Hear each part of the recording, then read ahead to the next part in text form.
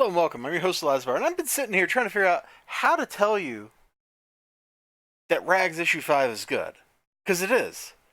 There's like intense personal drama, character, like revelations, building, development. It's all happening in here, and I'm trying to figure out how I could show that to you because, a lot of comic books are pretty easy to show you, like, what's cool. Like, I just did a review for Deceased number 5, and it's got this, bit here where Lois has to tell John that even though she just sucker punched Lex Luthor, violence isn't the answer. Like, I can just show you that, and you'll understand why it's good, or at least that one panel is good.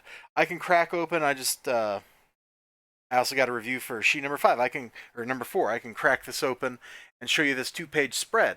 And you should intuitively understand why this is good, because it's tying the modern samurai character into the samurai tradition. It's combining this modern comic art with very classic Japanese wall scroll art. Like, I can do stuff like that for a lot of books. I can tell you, hey, this one thing is really cool. The rest of the book is also really cool.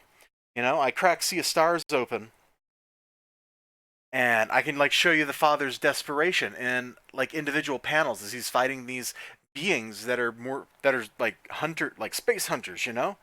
Like, I can bust that stuff out. Plus the coloring is gorgeous.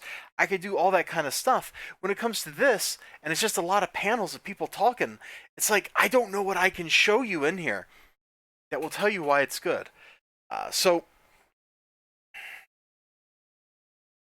we start off, and she's talking to a therapist. And her anger, and the therapist, like, she's like, I'm not angry. Well, she is. Like, this is very real feeling. This is, like, almost too real. Like, I didn't save anyone.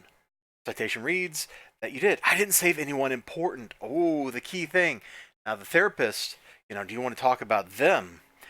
And the answer is, of course, no. Also, punchline.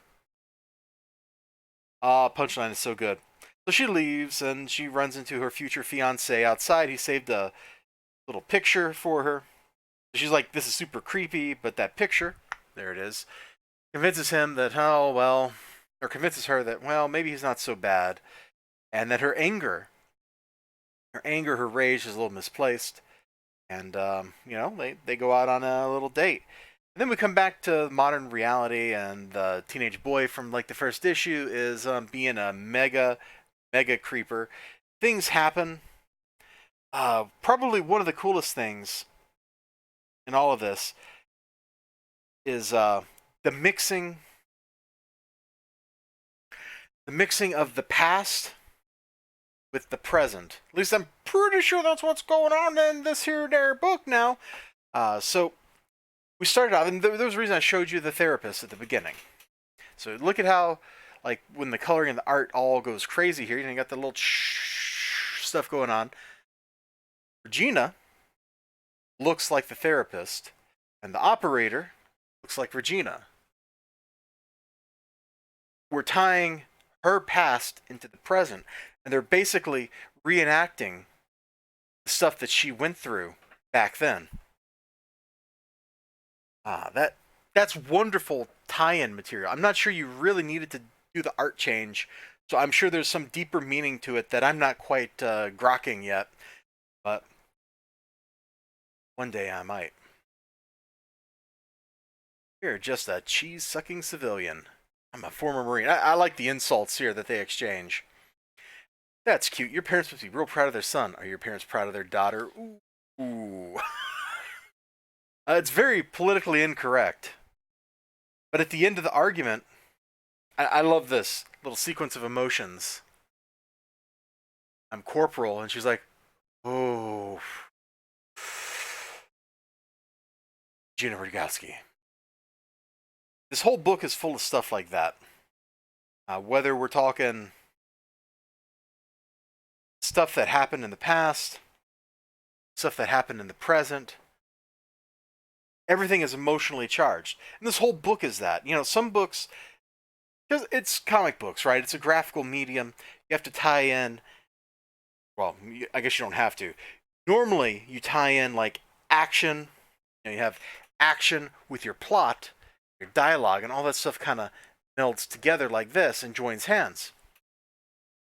And that's how it normally works.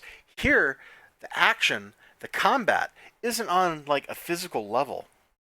It's on the level of emotion and dialogue. It's social combat, for lack of a better term, and it's done pretty well. I mean, okay, granted, this isn't any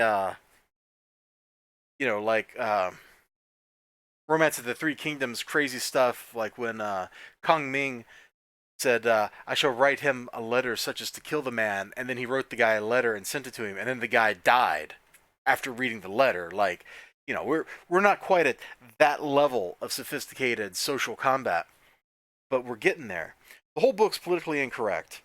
That's one of the things that makes it feel real. Is most people, especially not military people, they're just not politically correct. You tell them you can't say that, and what is the first thing they want to do? They want to go say that, whatever it was. It doesn't matter if it's offensive, it doesn't matter if it's inoffensive, it doesn't matter if it's something they should say, something they shouldn't say. They want to go say it. And people that have been through a lot of stress, the stress of combat, the stress of being deployed, you really think you're going to cow them by telling them they can't say something? It's just not going to work. That's just not how those kind of people tend to be wired. They've survived getting shot at. What are you going to do to them? Answer: not much of anything. So Rags number 5, it's actually probably, as much as I've liked stuff in all the previous issues, stuff, you got action, you got zombies, you got people dying, as much as I've enjoyed all that kind of stuff, I actually enjoyed this issue more. Now, there's one weird thing with the cover here. I don't know if it can see it. There, you can kind of see it. See, there's like a vertical line. There's a very like subtle like ridge or dimple or something in the book. There's 2 of them. There's one right here. There's also another one vertically right there. And it's real subtle, and I didn't notice it at first, but depending on how the light strikes the book, I can see it. And it's really weird. It makes me wonder what the heck Antarctic Press was doing to this book before they sent it to me. Is the back like that? No, the back doesn't have that, so it's just the cover. Why? I don't know. Other things, real quick, that are awesome. The coloring is fantastic. I got no complaints about that. Luigi's art, fantastic. Liz Finnegan's face, still fantastic. It's amazing how that works. Let's see. The art or the coloring should still be by Capuchin. I don't know how to pronounce it. Please forgive me. Funny, I got that cover. If you ever want to make Brian Ball really like you, be sure to tell him how much you like the Men in Black cover. Okay, now we're talking about this cover. One of the things that kind of cheesed me off about Final Fantasy VII, or what Square has done since then, is they changed the Turks' suits from being like navy blue straight up black. I thought they were way cooler in the navy blue suits, because who does that? Who puts like their agents in navy blue?